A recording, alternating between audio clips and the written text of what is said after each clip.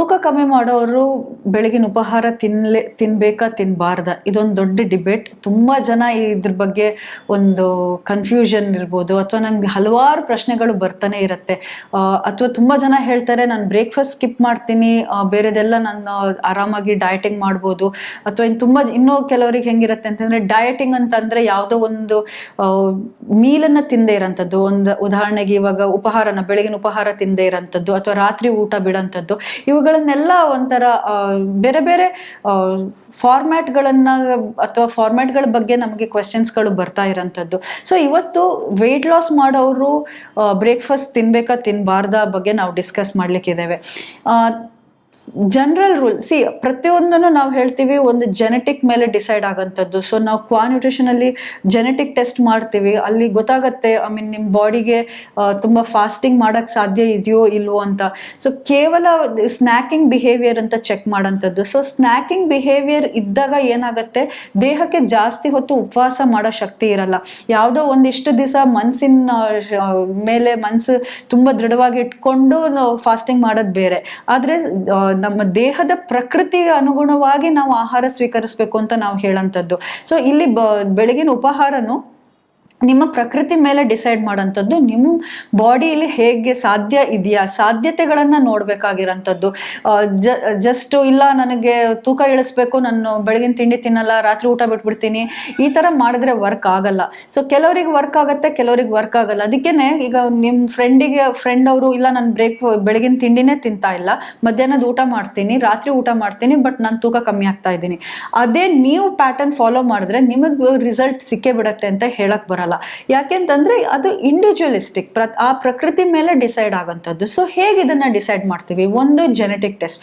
Next ಹೆಂಗಂತಂದ್ರೆ ನಿಮ್ಮ ಬಾಡಿಯ symptoms ಮೇಲೆ ನೀವು ಡಿಸೈಡ್ ಮಾಡೋಂಥದ್ದು ನಿಮಗೆ ಉಪಹಾರ ಬೇಕೋ ಬೇಡೋ ಅಂತ. ಆದ್ರೆ ನಾವು ತುಂಬಾ ನೋಡಿದೀವಿ ಬ್ರೇಕ್ಫಾಸ್ಟ್ ಯೂಶುವಲ್ ಎಲ್ಲರಿಗೂ ಬೇಕಾಗತ್ತೆ, ತುಂಬಾ ಬೆರಳೆಣಿಕೆ ಜನರಿಗೆ ಅಷ್ಟೇ ಬ್ರೇಕ್ಫಾಸ್ಟ್ ಇಲ್ದೇನೆ ಒಂಥರ ದೇಹನ ಮೇಂಟೈನ್ ಮಾಡಕ್ಕೆ ಸಾಧ್ಯ ಆಗಂಥದ್ದು. ಯಾಕೆಂತಂದ್ರೆ ನಿಮ್ಗೆ ಒಳ್ಳೆಯ ಗಟ್ ಹೆಲ್ತ್ ಇರಬೇಕು, ಅಂದ್ರೆ ನಿಮ್ಮ ಜೀರ್ಣ ಪ್ರಕ್ರಿಯೆ ತುಂಬಾ ಚೆನ್ನಾಗಿರ್ಬೇಕು. ಇವಾಗ ನೀವು ಚೆನ್ನಾಗಿಲ್ದೇ ಇದ್ದಾಗ ತುಂಬಾ ಸಮಸ್ಯೆಗಳಾಗತ್ತೆ. ಈಗ ವೆಯ್ಟ್ ಲಾಸ್ ಅಂತ ಹೇಳ್ಬಿಟ್ಟು ನೀವು ಉಪಹಾರ ತಿನ್ನದೆ ಹೋದ್ರೆ, ಮಧ್ಯಾಹ್ನದ ಊಟ ಅದಕ್ಕಿಂತ ಡಬಲ್ ಮಾಡಿದ್ರೆ, ಮಾಮೂಲಿ ಮಾಡೋದಕ್ಕಿಂತ ಡಬಲ್ ಮಾಡಿದ್ರೆ, ನೀವು ಇಲ್ಲಿ ಬೆಳಗ್ಗೆ ಉಪವಾಸ ಮಾಡಿದ್ದಕ್ಕೆ ಅರ್ಥ ಇರಲ್ಲ. ಆ ದೃಷ್ಟಿಯಿಂದ ಜೊತೆಗೆ ನೀವು ಬೆಳಗಿನ ಬ್ರೇಕ್ಫಾಸ್ಟ್ ಅನ್ನ ಬಿಟ್ಟಾಗ ಏನಾಗುತ್ತೆ, ಇನ್ನು ಬೇರೆ ಬೇರೆ ಏರುಪೇರುಗಳು ದೇಹದಲ್ಲಿ ಆಗ್ತಾ ಇರುತ್ತೆ. ಅವನ ಲಾಂಗ್ ರನ್ ಹಲವಾರು ವರ್ಷಗಳ ನಂತರ ಬೇರೆ ಬೇರೆ ಮೆಡಿಕಲ್ ಪ್ರಾಬ್ಲಮ್ಗಳು, ಈಗ ಡಯಾಬಿಟೀಸ್ ಇರ್ಬೋದು, ಅಥವಾ ಇನ್ಸುಲಿನ್ ಪ್ರಾಬ್ಲಮ್ಗಳು ಬರೋಂಥದ್ದು, ಹಾರ್ಮೋನ್ ಪ್ರಾಬ್ಲಮ್ಗಳು ಬರೋಂಥದ್ದು, ಇವುಗಳೆಲ್ಲ ನಾವು ನೋಡ್ತೀವಿ. ಸೊ ಇಲ್ಲಿ ಬ್ರೇಕ್ಫಾಸ್ಟ್ ಅನ್ನ ಇದು ವೆಯ್ಟ್ ಲಾಸ್ನವ್ರು ತಗೊಂಡಾಗ ಏನಾಗುತ್ತೆ ಅಂತಂದ್ರೆ, ಹಲವಾರು ಥ್ರೂಔಟ್ ದ ಡೇ ಮೇಲೆ ಕಂಟ್ರೋಲ್ ಇರುತ್ತೆ. ಇವಾಗ ನೀವು ಉಪವಾಸ ಇದ್ದಾಗ, ಈಗ ಫಾರ್ ಎಕ್ಸಾಂಪಲ್ ನೀವು ತುಂಬಾ ಹೊತ್ತು ಆದ್ಮೇಲೆ, ಈಗ ಮಧ್ಯಾಹ್ನ 1 ಗಂಟೆಗೆ ಊಟ ಮಾಡೋದು ಅಂತ ಆದಾಗ, ನಿಮ್ಗೆ ಆ ಟೈಮಲ್ಲಿ ಊಟ ಮಾಡೋಕ್ಕಾಗಿಲ್ಲ, 3 ಗಂಟೆಗೆ ಊಟ ಮಾಡಿದ್ರಿ ಅಂತ ಆದಾಗ, 3 ಗಂಟೆಯಲ್ಲಿ ಊಟ ಮಾಡೋ ಸಂದರ್ಭದಲ್ಲಿ ಏನಾಗುತ್ತೆ, ನಿಮ್ಗೆ ಊಟ ಮಾಡಿದ್ದು ಒಂದು ಸಮಾಧಾನ ಸಿಗಲ್ಲ, ನಿಮ್ಗೆ ಇನ್ನೊಂದು ಸ್ವಲ್ಪ ಜಾಸ್ತಿ ತಿನ್ನೋಣ, ಈ ತರ ಎಲ್ಲ ಒಂದು ಫೀಲಿಂಗ್ಸ್ ಬರ್ತಾ ಇರುತ್ತೆ. ಸೊ ಏನಾಗುತ್ತೆ, ಟೆಂಡೆನ್ಸಿ ಟು ಓವರ್ ಈಟ್ ಜಾಸ್ತಿ ಆಗತ್ತೆ. ಜೊತೆಗೆ ಉಪವಾಸ ಇದ್ದಾಗ, ಅಂದ್ರೆ ಅದನ್ನ ಸ್ಕಿಪ್ ಮಾಡಿದಾಗ, ಅದನ್ನ ಮೈಂಡ್ ಡೈವರ್ಟ್ ಮಾಡಕ್ಕೆ, ಯಾಕಂತಂದ್ರೆ ಹಸಿವೆ ಆಗ್ತಾ ಇರುತ್ತೆ, ಆ ಹಸಿವೆ ಆಗ್ತಿರ್ಬೇಕಾದ್ರೆ ಮೈಂಡ್ ಡೈವರ್ಟ್ ಮಾಡಕ್ಕೆ ಬಳಸಂತಹ ಕಾಫಿ ಇರ್ಬೋದು, ಟೀ ಇರ್ಬೋದು, ಅಥವಾ ಕೆಲವರು ಜ್ಯೂಸ್ ತಗೋಬಹುದು. ಹೀಗೆ ಹಲವಾರು ಬೇರೆ ಬೇರೆ ಆಲ್ಟರ್ನೇಟಿವ್ಸ್ ಗಳನ್ನ, ಲಿಕ್ವಿಡ್ ಫಾರ್ಮ್ ಆಲ್ಟರ್ನೇಟಿವ್ಸ್ ಗಳನ್ನ ಮೊರೆ ಹೋಗ್ತಾರೆ.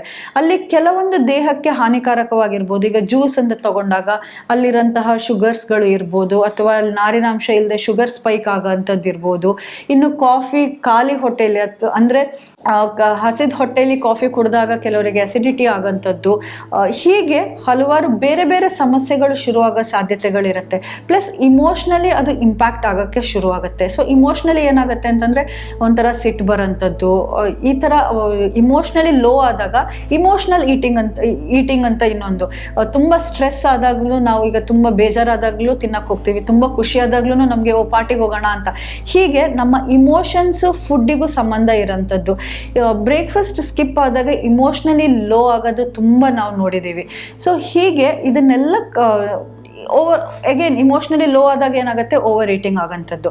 ಸೊ ಆವಾಗ ವೆಯ್ಟ್ ಲಾಸ್ ಆಗದೆ ಇರೋಂಥದ್ದು. ಹೀಗೆ ಬೆಳಗಿನ ಮೆಟಬಾಲಿಸಮನ್ನು ಜಾಸ್ತಿ ಮಾಡಬೇಕು. ಸೊ ನಾವು ಯಾವಾಗಲೂ ಹೇಳೋದು ಬೆಳಗಿನ ತಿಂಡಿ ಚೆನ್ನಾಗಿ ತಿನ್ನಿ, ಸಂಜೆ ಬೇಕಾದರೆ ಕಮ್ಮಿ ಮಾಡಿ ಅಂತ. ತುಂಬ ಜನರಿಗೆ ಹಂಗಲ್ಲ, ರಾತ್ರಿ ಚೆನ್ನಾಗಿ ತಿನ್ನಕ್ಕೆ ಬೇಕು, ಬೆಳಗ್ಗೆ ಬೇಕಾದರೂ ತಿಂದೇ ಇರ್ತೀನಿ ಅಂತ ಹೇಳೋದು.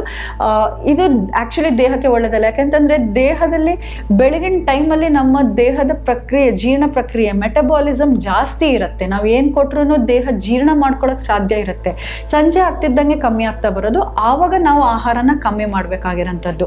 ಅದನ್ನು ನಾವು ಏನು ಮಾಡ್ತೀವಿ, ಉಲ್ಟಾ ಮಾಡ್ತೀವಿ. ಆ ಉಲ್ಟಾ ಮಾಡಿದಾಗ ಹಲವಾರು ವರ್ಷಗಳು, ಈಗ ನಿಮಗೆ ಒಂದು ದಿವಸ 2 ದಿವಸ ಅಥವಾ 3 ತಿಂಗಳುಗಳಲ್ಲಿ ನಮ್ಮ ದೇಹಕ್ಕೆ ಏನೋ ಆಯಿತು ಅಥವಾ ದೇಹದಲ್ಲಿ ಏನೋ ಒಂದು ರೋಗ ಕಾಣಿಸ್ಕೊಳ್ಳಲ್ಲ. ಆದರೆ ಹಲವಾರು ವರ್ಷಗಳ ನಂತರ ನಮ್ಮ ಬ್ಲಡ್ ರಿಪೋರ್ಟ್ಗಳಲ್ಲಿ ಅಥವಾ ಏನಾದರೂ ಒಂದು ಸಿಂಪ್ಟಮ್ಸ್ ನಮಗೆ ಕಾಣಿಸೋಕ್ಕೆ ಶುರುವಾಗಂಥದ್ದು. ಸೊ ಇದೆಲ್ಲ ದೃಷ್ಟಿಯಿಂದ ಬೆಳಗಿನ ಉಪಹಾರ, ಈಗ ವೆಯ್ಟ್ ಲಾಸ್ ಅಂತ ತೊಗೊಂಡಾಗ್ಲೂ ಜಾಸ್ತಿ ನಾರಿನಾಂಶ ಇರೋದು, ಜಾಸ್ತಿ ಪ್ರೋಟೀನ್ಸ್, ಒಂಥರ ಬ್ಯಾಲೆನ್ಸ್ಡ್ ಆಗಿರೋಂತಹ ಬ್ರೇಕ್ಫಾಸ್ಟನ್ನು ಕನ್ಸ್ಯೂಮ್ ಮಾಡಿದ್ರೆ ವೆಯ್ಟ್ ಲಾಸಿಗೆ ಹೆಲ್ಪ್ ಆಗುತ್ತೆ. ಯಾಕೆಂತಂದರೆ ಆ ಪದೇ ಪದೇ ಒಂದು ಸ್ಯಾಟಿಸ್ಫ್ಯಾಕ್ಷನ್ ಇರುತ್ತೆ. ಈಗ ಪ್ರೋಟೀನ್ಸನ್ನು ತೊಗೊಂಡಾಗ, ಫೈಬರು ಇದ್ದಾಗ ಸ್ಯಾಟಿಸ್ಫ್ಯಾಕ್ಷನ್ ಇರುತ್ತೆ, ಬೇರೆ ಬೇರೆ ಫುಡ್ ಕ್ರೇವಿಂಗ್ಸ್ಗಳು ಬರಲ್ಲ. ಇಲ್ದಿದ್ರೆ ಒಂದು ಸ್ಟ್ರೆಸ್ ಇರುತ್ತೆ, ಓ ನಾನು ಡಯಟಿಂಗ್ ಮಾಡ್ತಾ ಇದ್ದೀನಿ. ಇವಾಗ ಏನಾಗುತ್ತೆ, ನಾವು ಏನಾದರೂ ಆಹಾರ ಸ್ಕಿಪ್ ಮಾಡಿದಾಗ ನೆಕ್ಸ್ಟ್ ಹಸಿವೆ ಆದಾಗ ಏನು ನೆನಪು ಬರುತ್ತೆ ಅಂದರೆ, ಯಾಕೆ ನಂಗೆ ಹಸಿವೆ ಆಗ್ತಾ ಇದೆ ಅಂತ ನಾವು ಯೋಚನೆ ಮಾಡಿದಾಗ, ಓ ನಾನು ಡಯಟಿಂಗಲ್ಲಿದ್ದೀನಿ. ಆ ಸ್ಟ್ರೆಸ್ ಏನು ಮಾಡುತ್ತೆ, ನಮಗೆ ವೆಯ್ಟ್ ಲಾಸ್ ಆಗೋಕ್ಕೆ ಬಿಡಲ್ಲ.